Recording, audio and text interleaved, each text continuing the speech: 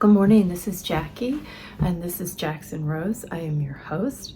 I am so excited about today's conversation.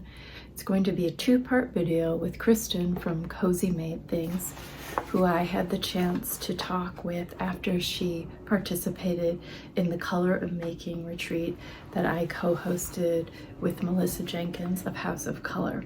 We're going to have a conversation about how that retreat impacted her. I just wanted to say something before the interview rolls.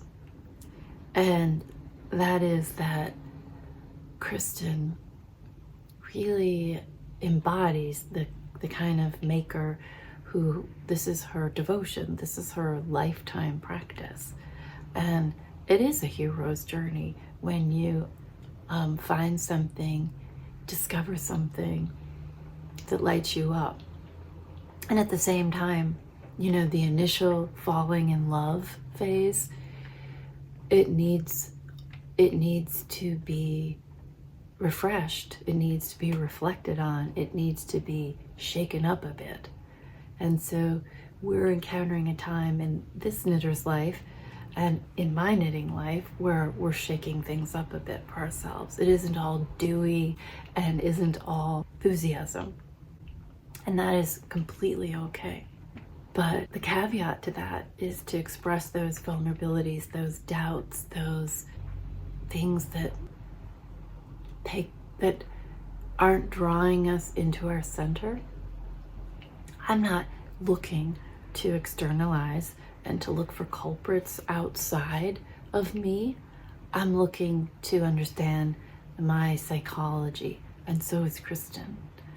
And so I will, and she does on here too, she positions herself as the agent of her making, the cause and effect, the one who's responsible for it, the one who's responsible for its shortcomings, the one who's responsible for its successes. And she's taking responsibility for herself and her making. And that is really fun to see. It's a mature act to see, and I love it so much, and I want to support that. And one of the ways I support that is just calling it out and saying none of us are perfect, and so we want to be, and I want this channel to be a community where we are able to be vulnerable and to question and have our making practice be as rich as it possibly can. And doubts and mistakes and fears and insecurities and decisions, that is all absolutely part of it. So this interview with Kristen is such a treat, and I think it's rewarding. Part of the reason why it's so rewarding is not everything's resolved. It is so fun to be a maker where you have problems and then you're tinkering away at them. The back of your mind is always sort of engaging with it. So I guess I would like to distinguish, maybe that's like knitting with a capital K. That's what Kristen does. So, and I'm thrilled that she's here. I'm thrilled that you're here. I hope you enjoy these interviews as much as I have. Part one is kind of her hero's journey, her knitting life, and part two will be a parade of glorious knits. So I hope to see you for both parts, and thank you for joining me here. Okay, bye. And I've been telling you on the channel that I've been reading this David Brooks book. Well, I want to read you just a little bit of this before I get to the conversation. He says, the subtitle of this book is The Art of Seeing Others Deeply and Being Deeply Seen. I chose that specifically because I wanted you to immediately get what I was writing about, but it's not quite accurate if I'm being honest.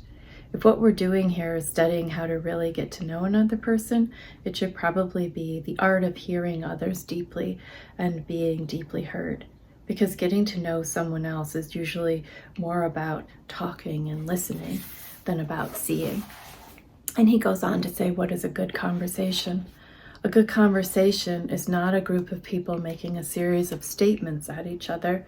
In fact, that's a bad conversation. A good conversation is an act of joint exploration.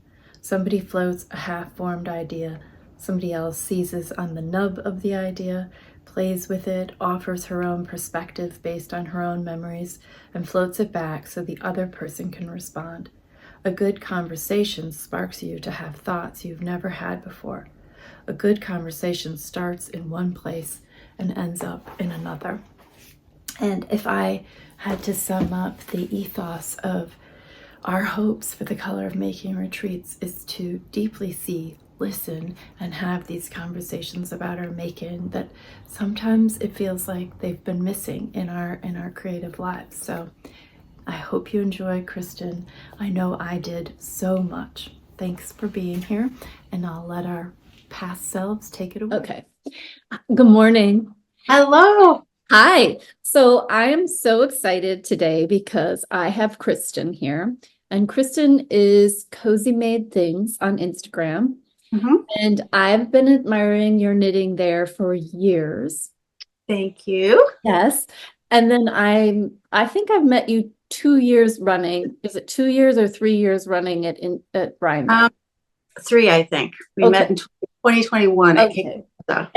And maybe we're going to record this video in 2 segments, and maybe Dean will make an appearance on segment 2. Yeah, he's not wearing a kilt today. I feel like a lot of people might recognize you two as a couple. I always say that I always have to bring him with me so that anybody notices me at all.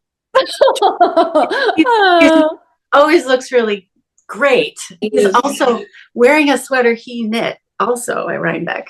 Which is amazing. I know. Yes. So I know that's the only reason anybody knows who I am. That is not true.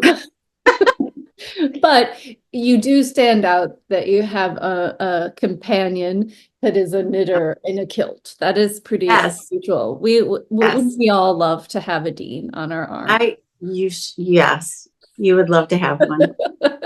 Yeah, but today we thought we would get together and talk because Kristen came to the retreat, Color of Making, that Melissa Jenkins and I hosted here in Madison.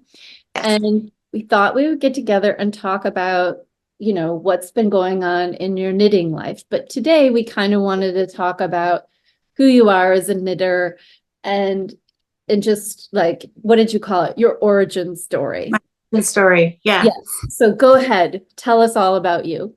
So, thank you. I have been knitting virtually my whole life. I did not learn from my grandmother or anybody in the family. I actually learned how to knit from my best friend when I was 11. Wow. And she invited me to go with her family on a weekend trip to their cottage or something. And so as we were riding in the way back of their station wagon, this would have been sometime in the 70s. Like the seat that pulls out in the trunk? I love those. Yes. Around like loose candy in the back. Oh, I love those. And she had her little her garter stitch knitting project with her. And I just said, what is that? How do you do that?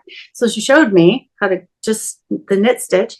And I took it away from her and monopolized her project the whole rest of the trip. And when I got home, I mentioned it to somebody, like the mother of the kids I was babysitting. I learned how to knit. And she said, do you know how to purl? I said, what's that? So she showed me how to purl. And then my mom noticed that I was getting interested in this and stealing other people's knitting to work on it. So she bought me some needles and a skein, just one skein, acrylic yarn, and this little booklet, which I don't have anymore, and I really wish I did. It was just how to knit. This little booklet for $1.69 or something. And I taught myself everything else after that. So that's how long I've been knitting. And so the stars aligned. You were meant to be a knitter. I think so. Yeah. I've never been happier. And it was one of those, and I think a lot of people have this response to learning something that's wonderful. It's I didn't even want to put it down to go to bed. I would get up in the night and sneak some more rows in and everything like that. So That's I just so started great. knitting early on, so I've knit a lot of stuff. Mhm. Yeah. And what were your projects and how did you how I did didn't you make, increase your skills? Because there was no YouTube back then. no, there wasn't even, like, I guess I couldn't even take myself to the library to get a Mm. book. Back then I was young enough, like middle school. So, Mm. I didn't make anything at first. I just knit, just Oh, big, long, nothing, just right. trying stuff and throwing in pearls and decreases and just kind of doing it for no other reason other than to just do it. Yes. Wow. So, I heard yeah. about somebody who knit like that in a tree. Like they had one skein of yarn and they had that duty where they were stuck in a tree to Oh, knit yeah, like a something. forest ranger or something. Yes. And she would just knit and unknit the same skein for the year. That's what I would do. Wow. What I would do. I just, yeah, that sounds great to me, actually. And the yarn was like, It how was did you get more yellow yarn? plastic. Yeah, it was like one of those, like, comes in a sausage, right? Yellow plastic. Yes, it's not a skein. It's not No, it's a what is sausage. it? A sausage. I It have to was let the dog out. I'm sorry. okay. Hold So on. I didn't really make anything from a pattern or any kind of finished object type anything for Mhm. many years. It was a Right. long time. It was really just, I think it was not until the early 90s when I was having babies and stuff that I thought maybe I should knit something for them, something small. But of course, there were no yarn stores anywhere at Mm. all. And we had to drive, I think, probably an hour away to Lee Ward's. Did you guys have Lee Ward's when Mhm. you were? Oh, maybe that's a regional thing. It's a craft store that's no longer, Okay. but they had, one aisle of baby yarn and Oh. nothing else, things for macrame and whatnot. So I was So, lucky. I just want to say I was lucky because I live in Madison, and just around the corner from me was this place called the Knitting Tree, and it was here for mm, 25 years. But I just want to quickly say it had those moving walls of latch hook rug kits. Do you remember yeah, latch hook rugs? yes. Like, what is that called? Cross stitch, needlepoint, and knitting. But it was Oh, so packed with fiber and material. And you would yes. go in there and there was no aesthetic. It was just, No, you know, but there child. was something incredibly wonderful about it. It was so Oh, dense yeah. with possibility. Yes, Mhm, definitely. mhm. Yep. I remember places like that too. In fact, there was even yarn and needles and a few small, like possibly even those latch hook kits in our grocery store when I was growing up. Oh, Yeah. wow. And I'm sure that's where my mom got this booklet in this little Yeah. strategy skein of yarn. It wasn't enough to make anything, Yes. make a hat, but it was just in the store, in the grocery store, like across from the It's like in milk. Rhinebeck, isn't there that place called Stickle? Pickle. Yeah. That place kind of was like our Mhm. childhood. Yes. Yeah. Oh, yeah. Anyways, okay, keep going. So you were a young mother knitting. Yes. So that's when I really started making things from a pattern and trying to learn what all the directions meant and stuff. And it was just it was still from those little booklets. For kids, though, was it for your It children? was my children. And I did at that point decide to try to make myself a sweater. So, you're limited by whatever they had in the store that Mhm, you have access to, right? mhm. And what yarn they've got and what pattern booklets they had at the time. Right. And so I made my first sweater for myself was stranded color work. Oh, of course it was. Right. Because nobody told me, oh, you shouldn't start with that. That's hard. That's hilarious. I love Yeah. it. I just thought, oh, this is pretty. And this is what Oh, they had yarn to make. And it was acrylic because it was Lee Warts. And this oh is what God. it was. And it was like denim blue and white with snowflakes on it. And it was enormous because I didn't probably swatch. I didn't know anything about gauge. Right. So I just made it and I wore it all the time. It was the 90s. So the fact that it was really big was kind of okay. And yeah, I wore that for years. My experience was doing a lot of knitting for my children too when I started. I mean, not you'd already been, but I found it rewarding because the techniques like learning intarsia and color work I could do in a small scale. Yes, right. And not have it have to look good on me because anything looks Right. good on them. Yes. And I could practice all the little like fancy trims and eyelet and then it was like a really small investment in materials too. True, exactly. Okay, so then what happens? So then I was just throughout their whole childhood knitting mittens and hats for them and scarves for people and gifts for other people's babies. And here and there I would start a sweater for myself, still not swatching or even, I think because it was the 90s, I was just making like the men's extra large, wanting it to be as big as possible. It just took a long, long time to finish stuff. And I didn't really even worry about finishing it. I just did it because it was fun. And that was your goal, was basically to kind of have fun and have something for yourself. Yeah. What was your goal? You tell me. My goal was things like red mittens. You know, I just had this imagined them, their little tiny toddly selves in their little snowsuits. And I would think, you need red mittens. That would be so cute. You know, and then I would make them these beautiful red mittens and then they would lose them immediately. And, you know, but it was all about like this little picture I had of how cute would you be in these little mittens. Right. Or I made this little cardigan for my daughter when she was in first grade. And I sewed a little gingham skirt to go with it. And I was like, okay, here's your outfit. You're going to wear these little white tights and you got your little shiny red shoes. And we're going to put this little top on you and this beautiful little cream colored cardigan. And she put it on, wore it to school, and I never saw it again because she took it off when she got there. Either it was too hot or it was itchy or they sent it home with another kid because they didn't know who it was or something, you know. Right. That was the whole reason I made stuff. Just because I thought they'd be so cute in it. That's funny though. It kind of, it really reminds me of that mothering mindset though. Oh, here comes the dog. Okay. Not about self-expression and, you know, I don't know. So many of our goals change now that we're in the phase of life we're in versus we were mothering. Right. The whole creative imagination was wrapped up into creating a beautiful childhood for our kids. Right. Yes. And you were sort of the afterthought.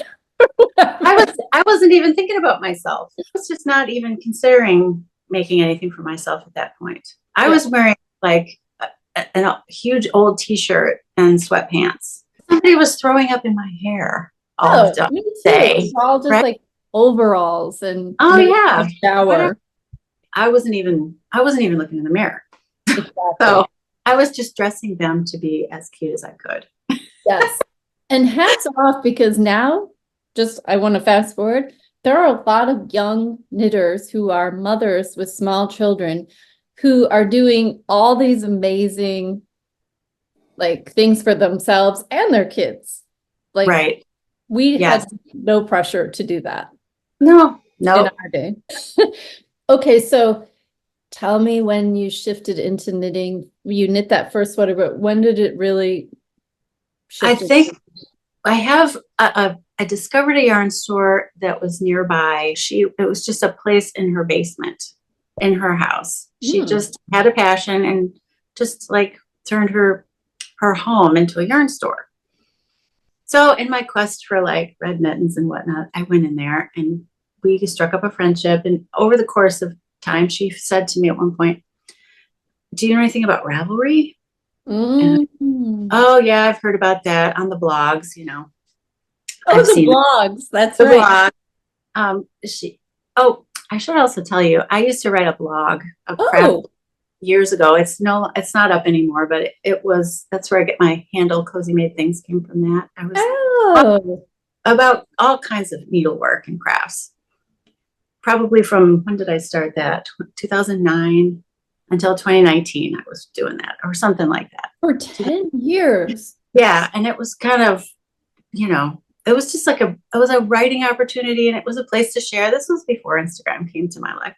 Right. Anyway, it was kind of like that. Tell me about writing into your craft, because it's something I feel like it's become very visual these days, but tell me about writing as an expression of craft for you. I would much rather tell a story about what I'm wearing or what I'm making instead of just hold it up like, look at this.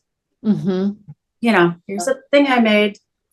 I want it to be a story when I'm showing it to you.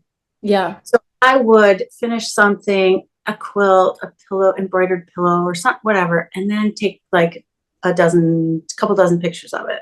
Mm-hmm. And then I would look at the pictures and say, what is the story? Like looking at the photos would tell me what's the story about this pillow. Mm-hmm. And then I would just start building like my blog post around that, and just picture, and then a little, not like a tutorial or an explanation of how you do it. Mm-hmm. Well, I guess there was some of that, but it was a lot more about this is what it's going to mean in my life, or this is what it meant to me to make this, or this is a memory. I remember making a quilt. This was probably 2012 or so. I had been given from a good friend a gift of a charm pack, or fat quarter pack, some kind of. So I made a quilt out of it, and just sewing the quilt was beautiful. And I was thinking about her and everything. And then when I was done with it, it just looked so much like a memory of when I was young. I had this like substitute grandparent relationship. My great aunt and uncle were like, they didn't have their own children, so they kind of loved my brother and me as their own grandkids, and we would go stay with them in their beautiful old farmhouse. And like they were sheep farmers. So out my bedroom window behind the lace curtains was this beautiful field with pear trees and sheep. And looking at this quilt after I finished it, it just thought, these fabrics, this just looks like it was something from their life. And it looked like something that she might have made from his shirts. And I just like that. I didn't like write a story about that, but that was the feeling it gave me. So I talked about it giving me that feeling. Oh, I love that. Stuff like that is how I like to approach it. I don't often think about that when I'm making the thing. I'm really, I'm in the sewing or the knitting or the stitching, whatever. And it's when it's finished, or even sometimes when I see the pictures of it, that's when I think, this memory was there while I was working. Oh, I love didn't that. put it until later. So is it possible to do that for us in a part 2? Like take us on one of these when we meet again? Tell a story for us about one of your knits. Sure. Oh, I would love that. I know I was drawn to your images, and I know you're a writer, but I am just confessing right now that I didn't realize all of the attention that I might be able to go back and read your Instagrams and enjoy the posts themselves. I do take care with the captions. Yeah. And I love it when I see somebody else with a long caption. Oh, I love that. You kind of miss this about the blogging. That it was a lot more words. Right. I love the pictures. I mean, we're all here for the pretty pictures, but I am really here for the words about the pictures also. Right. Well, it provides such nuance. Okay, so you had a blog for 10 years called Cozy Things. Yes. And people are still so sweet and will tell me, oh, I was a reader. I'm so glad to find you here. And people get Ryan back and said, oh, I know your blog. I used to read your blog. Oh, people I love that. Yeah, people have just been so lovely and, very kind and wonderful to come up and tell me that they liked it, which is very meaningful to me. It's gone. Oh, it's just gone. I took it down. I retired it and I left it there for a while, and it just eventually it just felt like the right thing to do to take it down. So it's Right. gone. We evolve. It lives in my memories and in those who read it. Yes. Yeah. Yeah. And I do kind of now look at the Instagram as a short form blogging. Okay. Ravelry entered. So this woman, you were in her basement. I was reading knitting blogs. Yeah. And I had just kind of started to be inspired, but thinking, where am I going to, you still have to get patterns from what they've got at the store you have access to. Rowan magazine. That was the yes of knitting back then. That was yes. But then finding those yarns was hard. Right. So I knit a lot of really terrible, like way off gauge, unintentionally off gauge patterns from those books because I just thought, well, I can't get that, so I'll use this. Mm-hmm. So she mentioned Ravelry, and I just said, well, I've heard about that, but you have to get an invitation to get in there. Or at the beginning, as you remember, you had to be invited. You had to get on a waiting list to get your turn, your invitation, because they were slow rolling it, And then I said, and I don't have any way to take pictures of stuff, so I won't be a good participant there. I'll just be taking and not giving. And she said, oh, you can just look. You don't have to, Mm-hmm. you don't have to add your projects. And so I said, oh, well, I guess I'll just apply for I love that. Yeah, so I just started sort of like slowly looking in there and going, oh, you mean I can just look at patterns? Anyway, Ravelry was really transformative. I can't believe that.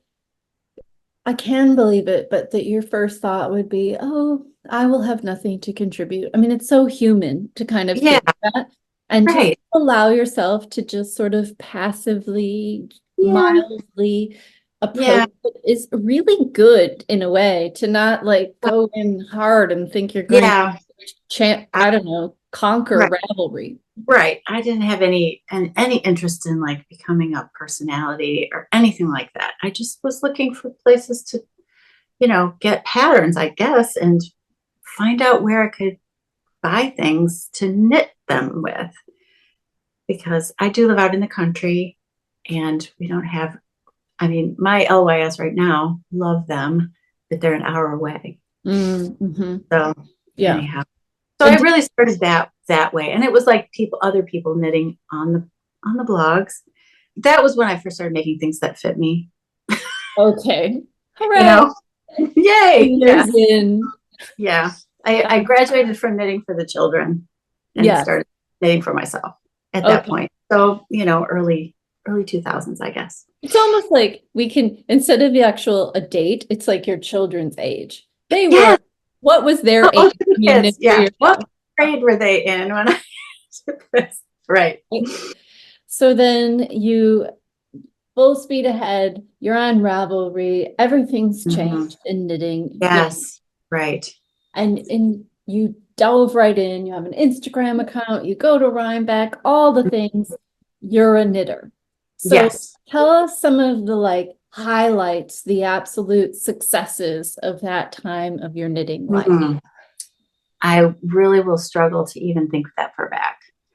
There's been, I really am grossed out to actually even tell you how many things I've knit. Oh. It's hundreds and hundreds of sweaters myself. Wow. Yeah. And I have almost none of them anymore still. Been a lot of change. My body has changed. That's the whole thing. And also my style has changed. Okay. Let's segue then. Let's talk about transformational knitting and this. The thing that kind of blew my mind is after the retreat, you told me that you got rid of 35 sweaters or something like that. Yeah. And just your willingness to let things go. Everything in our society is about accumulating. So can you please speak to letting things go? Because that's a superpower, truly. Well, thank you. I have so many still sweaters, and I have had so many that they just pile up at a rate that feels appalling. they accumulate because I have a lot of time to do it, and I put a lot of time in doing it, and because I enjoy it and because I'm kind of driven to knit. So they just pile up to the point where I have so many that I don't even know. Some of them I don't even remember I have. And I'm not talking about because they were a long time ago. It's because they just got underneath some other stuff in the closet. The stacks and stacks. I've had to buy extra furniture. This is a gross topic. Anyway. No, I mean, it's real. It's real. Let's be So real. energetically, how did that feel to you, having all the knits? It felt not so great. I didn't like having so many, and I didn't like that they didn't all fit in one place. That felt disorderly. So I bought a cupboard a few years ago for the things that I'm just going to wear this season. And I filled it immediately with this. Like, these are just my spring sweaters, right? Right. Everything else is over here. And it just got to the point where I was constantly looking for a way to solve that problem. I would say, okay, I'm gonna start knitting things that are a little bit more complicated, things that will take longer, things that are, elaborate or something, just without a consideration at all for whether I wanted to wear that thing, just because it will take me longer to make it before it then goes on the pile, the rest. So I had a lot of stuff, and it was like a burden. So then, but before we go, like, I hear that. And at the same time, you were still getting from it what? What were you getting from it? Well, the beautiful finished object was a huge reward. Right. And then the comfort, the daily, hourly comfort of having a project going at all times. And I also was knitting lots of different things all at one time too. So, and I know a lot of knitters do this as well. I had a cable project and a colorwork project and something that's past the yoke, and we're just in the plain stockinette. So I can just power that, just like all scenarios. So I never have to be without my knitting. Right. I can always knit something. Right. You sound like a chef to me, like who is like working with delicious foods and creating meals all the time. But instead of them being eaten and consumed, you're like, oh, what do I do with all of this? What do I do with it all? I can only wear one of them at a time. Now, fortunately, I live in a cold climate. So, I will be wearing them all year. And I always have worn sweaters. I will wear sweaters all summer. There's a very few days when I don't need one. So, they do all get worn. But it just kind of, I can remember looking at the closet and just thinking, there's no room. And I have 5 more on the needles. Right? And this whole cupboard of beautiful things I also want to think something out of. Right. It just got to the point where, I felt overwhelmed by it. And when did the peak of that overwhelm? When did it peak? I feel like I've been living at peak for, maybe 5 years or something. And just your honesty about this, because we never hear about this really, but it's true. Like, it's true. It just accumulated. And I hear a lot from people who will say, well, you should knit for charity, or why don't you knit for somebody else? And I have examined that. And the honest truth is, I am only interested in expressing myself. Now that I'm not expressing how the children look at school in their cute outfits, I want to express myself. It's your creative practice. You're an artist. Yes. And I have knit for other people. I don't approach that with anything like the same amount of devotion or enjoyment. I will do it my rule is, if I gave birth to you or you gave birth to me, I will knit for you. And that's it. I love that. Okay. Well, there are exceptions. Those out there who have something I knit, probably got a sweater. Yes. If you have something that I knit, it's because I love you very much. Oh, I love that. So I'm not going to do it for others. which means I need to think more carefully about if I'm expressing myself, then let's not just do every color in the rainbow, because I love all the colors. They're all so good, and all the combinations of colors are so great and so fun.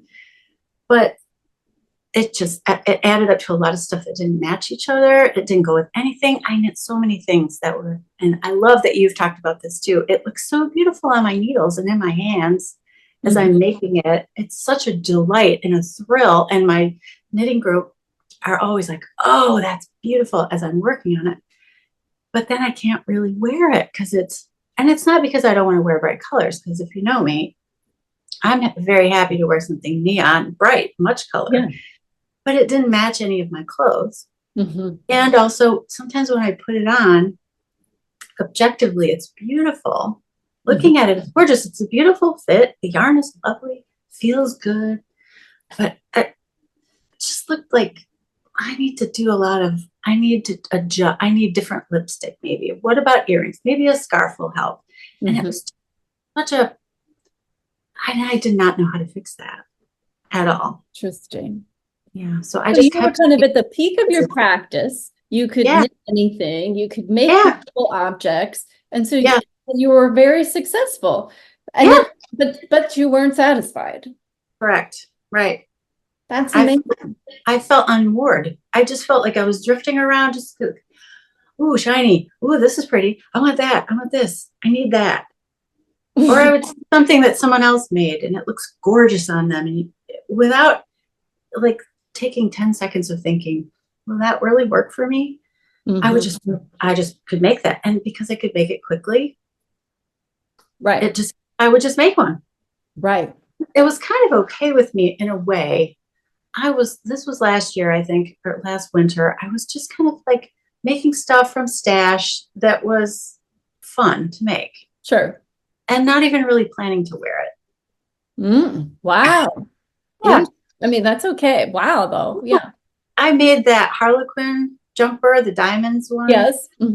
Because you and Caitlin made them and they looked great. And it also looked really fun. So I thought, I'm just going to make that with what I have. Yeah. Whether I wear it or not is beside the point. And I wore it and gave it away. Yeah. So. Yeah. Oh, totally. And it feels so vulnerable to actually admit when you're not wearing your knits. Yeah. Like it's like the dirty, like you have to go into a confessional. Forgive me. I have sinned. I have not worn my knits. And it's not good enough for me. Yeah. I'm wearing a hand knit almost every day of my life. Right. But I didn't know why these are yes and these ones are, because looking at them, I love them. Looking at them piled on my shelf in the closet, I love them. On me, it was kind of like, what's wrong? I don't know why this is. Okay. So you know what? Like, go ahead. Because I was so persuaded from young age that I definitely needed warm colors and gold jewelry. I thought, it sounds so dumb. I thought that as I'm wearing something gold or warm colored, that the problem must be with my face. Oh, and it's not my clothes. It must be something's wrong with my face. Oh, isn't that stupid? I don't want to say that because maybe there's other people who feel that too. I don't want to say anything to me that someone else might hear about themselves, but I just kept thinking, I'm not wearing the right lipstick. My hair's the wrong something. You know, it's got to be. It's not the clothes. It's not this beautiful sweater that's the problem. Right. It must be me. So I operated that way longer than I really want to admit. I saw you before you came to the retreat, all on your own, go through your yarn. It was some post you did, and you'd hold the two up. It was amazing. Yeah. Okay. Tell us about that. Okay. So when I don't know when you first started talking about it. Maybe it was after Rhinebeck. Right. So like November maybe. And, you know, I was persuaded, obviously, already that I was warm. Right. And you had said also, I remembered that you said you were as well, warm skinned, and obviously wearing all the gold sweaters, scarves and looking perfect Right. in them, beautiful in them. I thought, if Jackie is cool, then I don't know anything.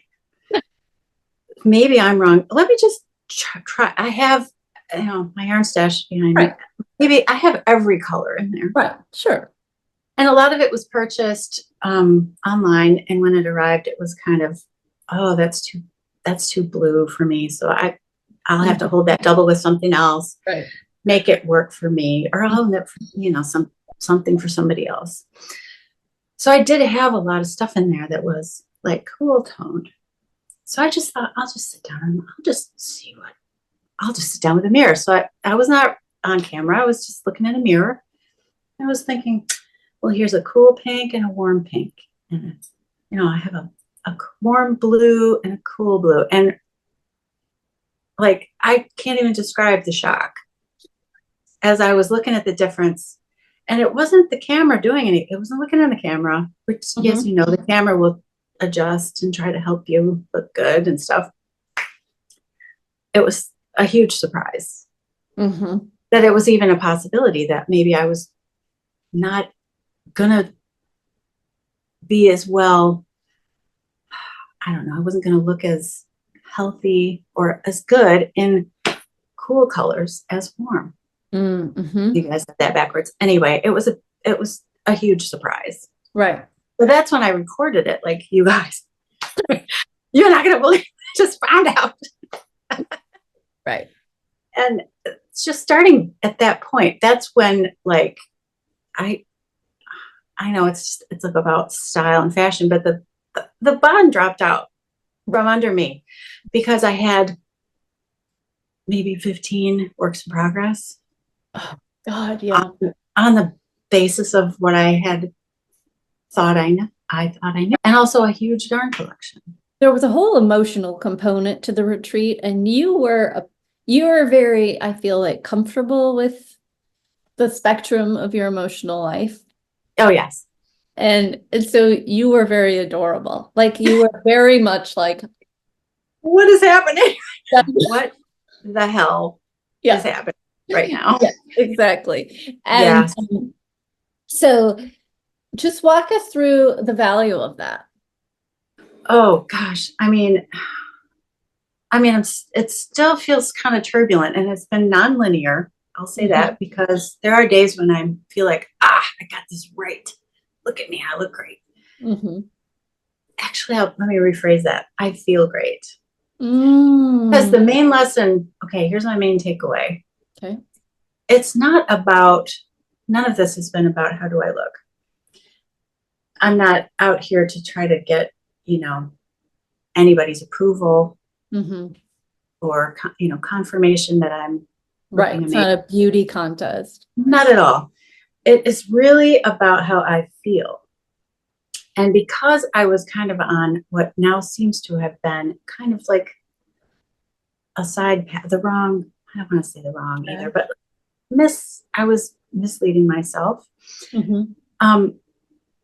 I did not feel good when I was wearing my knits, unless I had somehow gotten it right, and was wearing something that wasn't fighting me.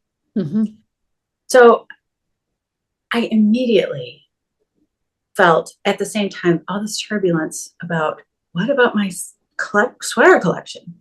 And worse, what about all this untapped potential, all this yarn I already have? But it was about, also at the same time as that turbulence, I felt like, so much relief. I felt so much better, like right away.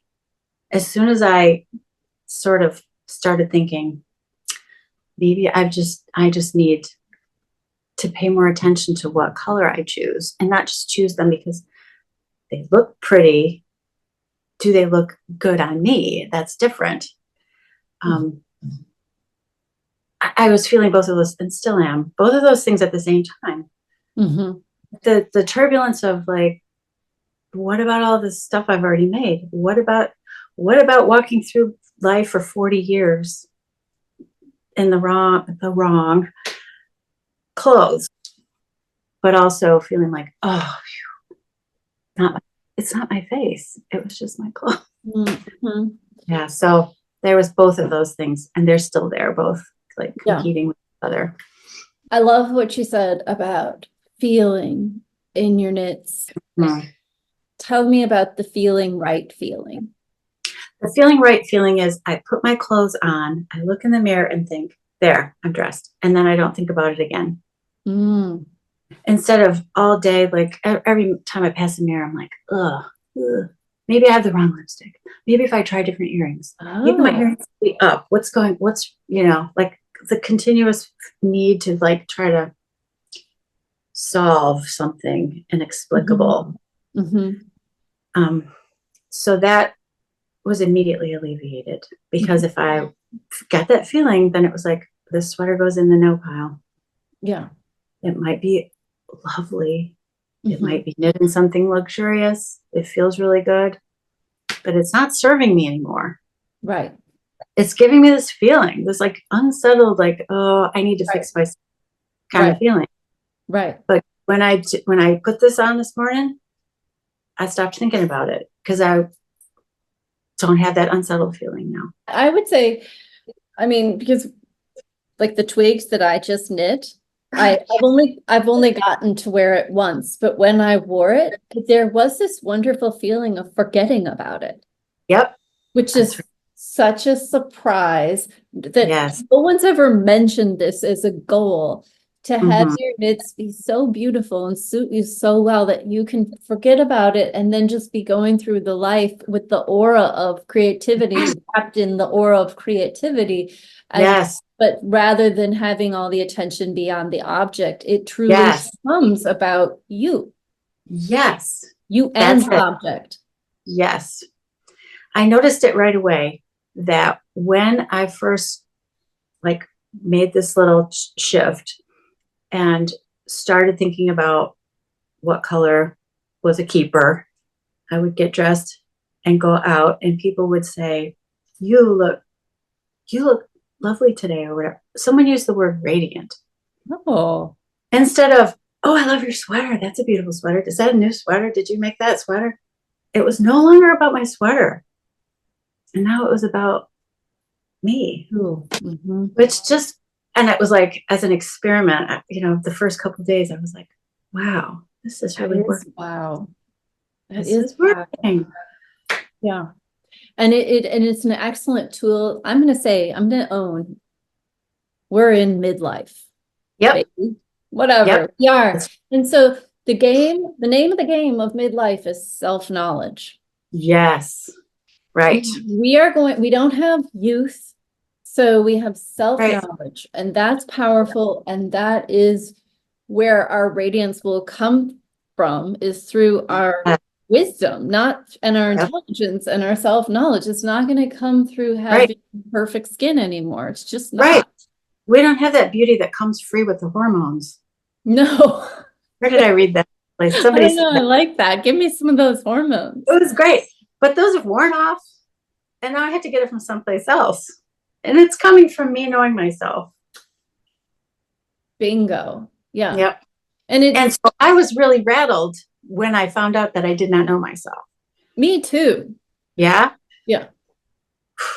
Yeah. Like Charlene, who came along, she knew herself, and her experience was just a confirmation of herself. And I was mad at her the whole time.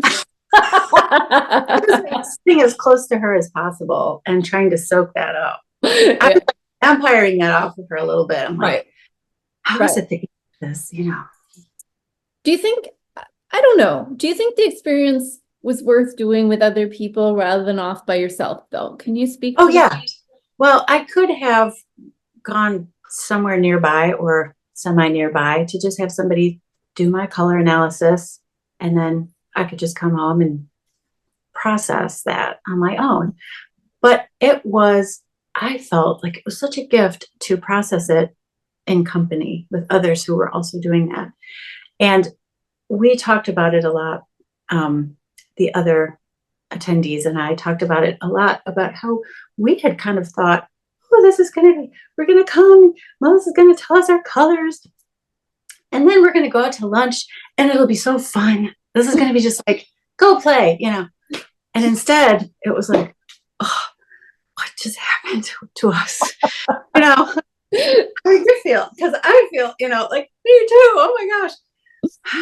So, when we went, a few of us went shopping on was it Saturday? Saturday, yeah. After it was over, we kind of hung around and went out and just like looking around the store, and we were like collecting data together and holding it up and going, okay, get your fan out. Whose is this one? That's not okay. And kind of just noticing that I myself was still looking at all the rainbowy stuff and then going, no, what in this room, what is for me? Because not everything in the store is for me. Hello. Yeah, that's new. That was new. So what here is for me? And it was like, it turns out it was not everything in the store. It was just like a focusing. Yeah. And it was so good to have other people there who had just been hit with this train too. Right.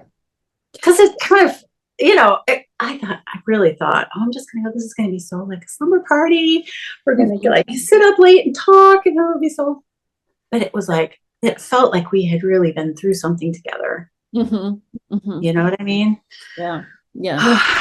Well, I think the shift, what I'm hoping is it's really a deep layer that this hits you at. Your creativity, making self-expression is not your surface. It is your whole being is impacted by that. So you want a space where your whole being is welcomed and embraced. Yes. And so for me coming off of Rhinebeck and how it was, I definitely wanted something small, intimate, and to have small, intimate knitting, that where we could reflect on practices that serve us instead of just the practices that are what we're used to. Like it's no fault of yours or even knitting at the knitting life as it is happening right now. Right. But we always need to be reflective then. And recognize when it needs to change for us. Yep. And so that was a big part of what we were talking about. I thought it was a very comforting thing, and that there were people, a small number of people that we could get to know, who had also been through this. I wanted to sound like it was some kind of like arduous, dark night of the soul, because it wasn't at all. It was fun. It was it was great to be able to speak about it in the same terms as somebody who was in the same place we were. Right. And that wasn't a big crowd. Right. Somehow. Yeah. Well, and also for me, I thought it was really bringing our knits and showing some of our knits, not in a different way, is like, this is part of me and these are my ideas at this point. Can you speak to that? Like what you brought or what you thought or what you saw in people? Oh, yes. So one of the things I brought was my Soda Cardigan. And that was one of these things that was a fail and then a success and then a fail and then a success again. So that feels kind of like a really good example of this whole thing. So I bought the yarn for that. My friends opened a yarn shop in fall 2019. And so I went there like right after they opened and bought the yarn to make that sweater in a color that they had, because I was there and they're my friends and I wanted to support their beautiful shop. And it was pretty, giving no consideration at all to what it would match. Right. And then you've made that. It is such a deep dive into knitting techniques and focusing. The charts for that sweater are on a poster sized piece of paper, Mhm. at least as they come in the magazine, Yeah. which is what It's like that's what I- reading Proust, is what I say. Oh, yeah. Yeah. You had to keep so many pieces of your brain awake at Yeah. a time. And it was fall, so I had like a limited window of daylight. And I just was Right. like relishing the setup of like, okay, I'm Yeah. sitting down to work on this. So it was like delicious. Yes. Butter. The yarn was beautiful, soft, delightful, stitch definition. It was great. The sweater over there was so good. And then I put it on and was like, what, this doesn't even match my jeans. Like, this doesn't go with anything ever at all. I tried and tried to wear it. And when I put it on, it felt like, this sweater loves me, but it doesn't, like, what am I going to do? I put it on my Unravel Me pile. Oh my gosh. Whoa. I know. It was on, because I know how much work that is. yeah, that's how much I was kind of like, I love it, but I don't like it. So it just sat there for a long time. So then I pulled it back. I would periodically pull it off that pile, put it on again. Come on, I'm going to find something to wear this with. And of course, it's also a cardigan. So you have to like, not just pants, or a bottom half, but you got to think of something underneath it too, which doubled the problem of there's nothing that matches this color at all. What am I going to do? And then it would go back on the unravel pile. Finally, I thought, what if I just sew some buttons on this and some crocheted loops and just close it so that it works as a pullover. I don't need to worry about, a shirt at least.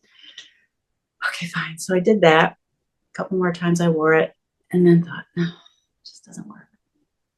But I love it. It feels so good, especially now that it's buttoned, because the collar, as you remember, this.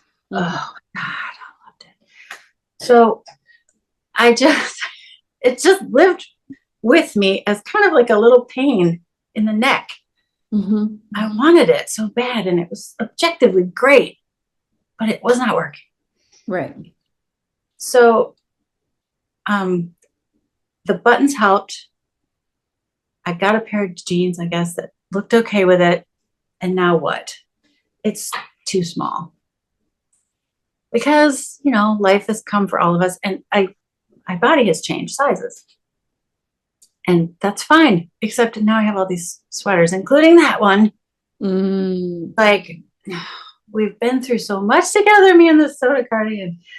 I fixed you, and now you're doing this to me. And I put it on one day, and the pockets were way down low. It's just like, maybe I'll send you a picture of me wearing it now that way.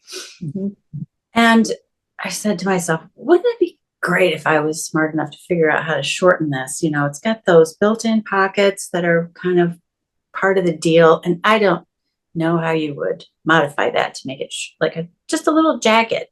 And I'm standing in front of my mirror, and I just like pulled it up a little bit at the bottom and said, wouldn't it be great if it was up here? But that would make the collar even bigger. And then I did that and went like, oh, wait a minute. What's happening? It just changed everything about that sweater. It totally works. Yeah. I put some buttons on it. Found the colors didn't go with my wardrobe because my wardrobe was all backwards. And then I was mad at it because it was too small for me. I wasn't mad at myself for being bigger, by the way. I was mad at the sweater for being too small. But then I've solved that too. Just with a little like, let's try something. Let's adjust it a little bit. Maybe this isn't a problem. And it just fixed it. So now it's back into the win category, and I wear it a lot. I love that. It's a potential. I think because there's not commerce involved in wearing your knits, there's not as much incentive for support around it. Right. Because there's commerce in buying the yarn, there's commerce in buying the pattern, but you're not kind of on your own for styling it in a way. And at the same time, if you spend a second looking, say, I don't know why I'm saying this right now, but bespoke men's tailoring and like the efforts they go into with suiting to have it, because I've been working with Mario, of Manetti Tailoring. Right. And we have such an incredible opportunity as knitters to customize pieces for ourselves. Yeah. And not only, and here's the thing that really, I'm on my soapbox. The next level, though, for me, is not knitting one piece at a time, but knitting multiple things that integrate with each other. And that's very exciting. And knitting a look. You're knitting a look. Whole thing. Love it. Yes, but I got off top. I couldn't help it. I had to say that. I want to hear it. So we're back to this cardigan and this experience of seeing other people's knits and sharing their knits. Oh, yes. So telling that story was so much. I mean, there was so much value in that story and other people's stories like that, where they said, I made this, but I don't know if I didn't know if I was going to be able to wear it, but now look at me, Yeah, that was very, I don't know, it felt very fulfilling. To see without judgment, but to see the creative person, see the human. Right. As opposed to like at your knit night or whatever, where you're just going, I finished this, and everybody goes, wow, it's beautiful. Right. Because I feel like you need to create an environment where you see one another as sacred and see and as sacred practitioners in this craft that we share together. And God bless everybody. Those environments have to be intentionally created, need a facility. They don't just happen at the coffee shop. They can, but often they probably won't. Right. Because it's very easy to just talk about superficial things. Yeah. Oh, what are you knitting? What yarn are you using? That's pretty, I love your sweater. Right. But it's like a different experience to talk about, why did you make that? How do you feel in it? How do you feel about it? What's the story about it? Yes, because yes, and I feel like a lot of knitting is the surface of the knitting. Because when you start knitting a sweater for yourself, your first sweater, you're thinking about like impressing people, maybe a little bit, like everyone's gonna be amazing. And when somebody says your sweater, and you go, thanks, I made it. You're waiting for them to go, you did? You're so amazing. You're so talented.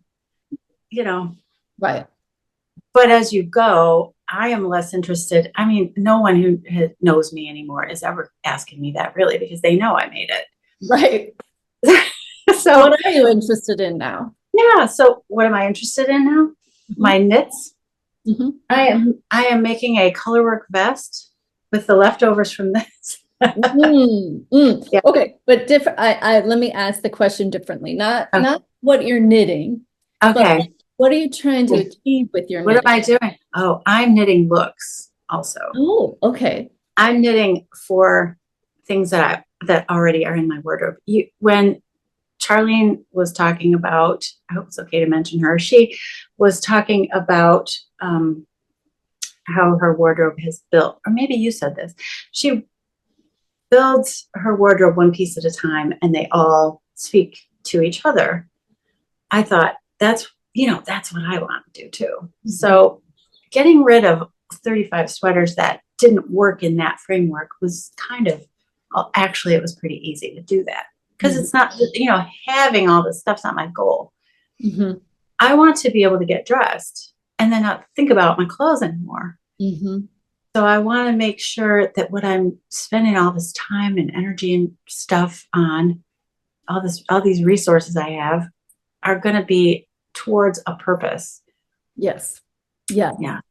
That's what I'm thinking about now. Yes. So, and it's such a shift. I will say, even for me, because I, say I have the yarn that is quote unquote the right season. Yeah. I still don't have like pants or a skirt or a dress. That really doesn't do much for me. Right. really do need to start with, I'm not wearing my sweater in my underwear. Right. So I definitely, ultimately, ideally, would get out my clothes and then look at the yarn to go with my clothes. Yes. And thinking about, where will I wear this? What am I making this for? So one of the things I did when I started thinking about this was I kind of looked at my knitting practice and identified, this is very cute. I identified 4 categories. Do you want to know what they I are? love this. Okay. Okay. These are the 4 reasons why I knit something. Okay. I love this. The main reason I knit something is for weekend comfort. Mm-hmm. I work part-time, so I have 5 days a week where I'm just at home, basically knitting, sitting cross-legged knitting. Mm-hmm. And so these are the things that I want to wear and feel cozy and comfortable in. If I want to go apple picking or something, that's a weekend comfort sweater. That should be the bulk of my wardrobe because that's the bulk of my life. Mm. I also work in an office part setting with the public twice a week, 2 days a week. So I need something for that where I have a dress code. I have to knit things for that because I also want to feel like myself when I'm at work. Mm-hmm. And then I have snow day. So these are the things when it's like the power is going to go out. I have to go out and shovel, or somebody needs to go somewhere. I have to drive somebody. I don't have kids at home anymore, but in the olden days, that was a big part of my wardrobe. So these are like the industrial strength sweaters. Oh, okay. Really big, but they all still also, I want to feel like me. Oh, that's fun. Yeah. And the last one is art school. Mm. And these are the ones that are like, I'm just having fun here. I'm just working through this pattern like it's a puzzle to solve. I'm just enjoying this process. Mm. I mean, these are not going to keep me warm. I can't wear them to work. They may fit into the weekend category also, but I am not letting go of the idea where I can just have a good time with my knitting. So then I went through what was left in my closet after the purge. Did you sort by those 4 categories? Yes, I sorted them. And there were a couple that met 3 out of 4 of those categories. So then I looked at that and thought, okay, that's the thing to really pay attention to. Those are the ones that are the most successful because they are the most useful for all these ways I can wear something. And if there was something that was just weekend comfort only, but there's like 25 of those, I don't need to choose a pattern anymore. That's just that. So this is like helping me focus, like, what am I going to start? So I have this let's have this beautiful skirt and this beautiful yarn that goes with it. The colors are great. I'm envisioning some outfit. Where will I be and what will I be doing when I'm wearing this outfit? How will you yes. So that's going to inform what kind of silhouette or what sort of shaped thing am I going to make? Yes. With this yarn. This totally reminds me of Rosenblatt, which I want to say again, the reader, the text, the poem, because so often a designer is a text.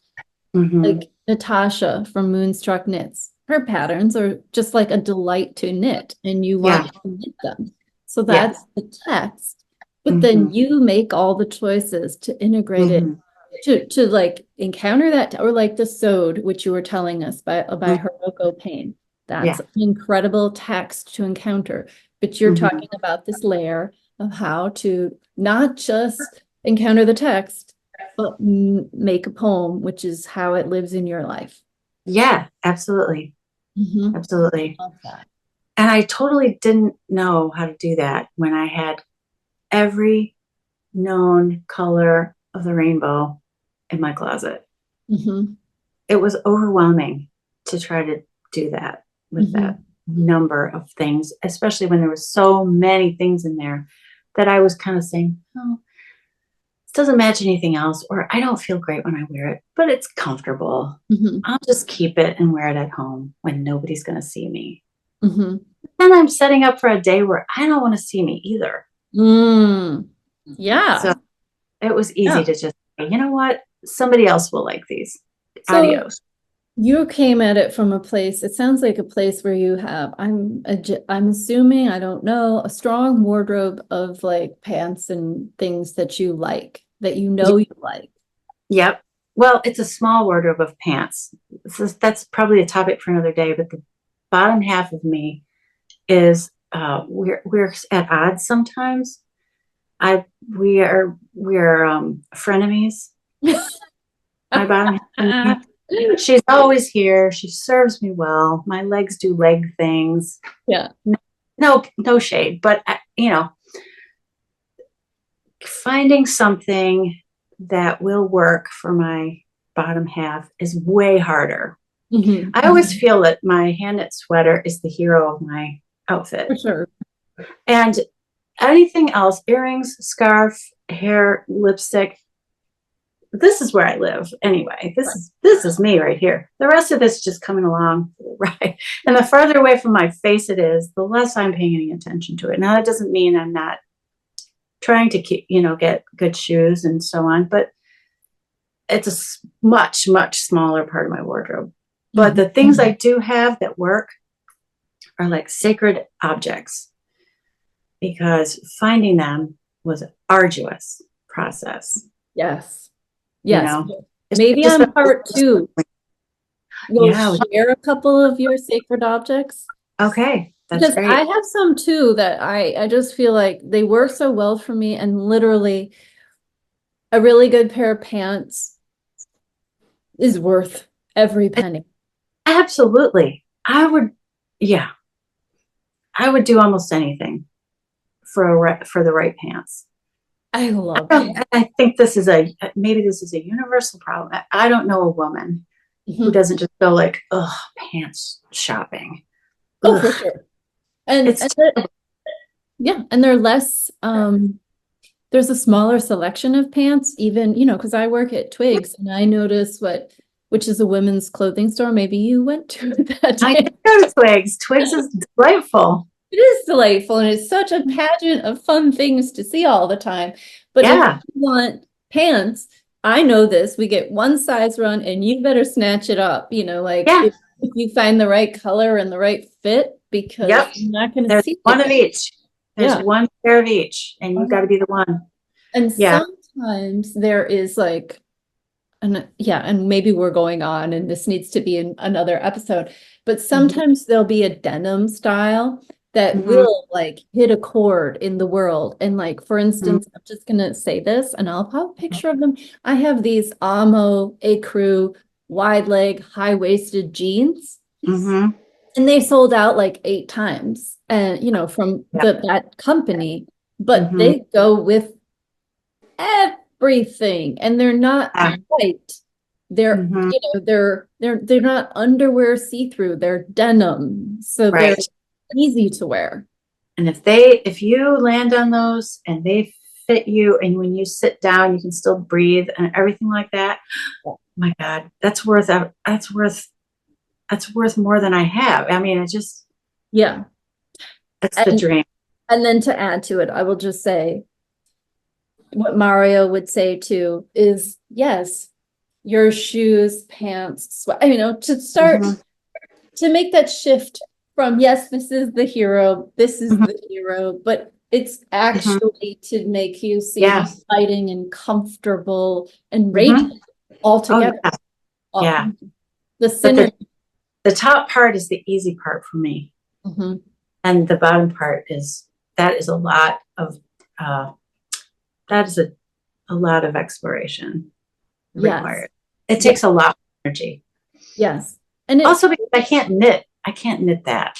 Right, I know. And knitting is so fun, and I'd rather knit another sweater than have to go look for pants. Yes. So if you have some hero pieces, even hero shoes, some things that just work really well for you in our part 2, I would love that, and some sweaters. Because we're going to do a part 2 where you get to see the things that made the cut. Yes. Right? I'll just bring them I'll bring the whole pile down here.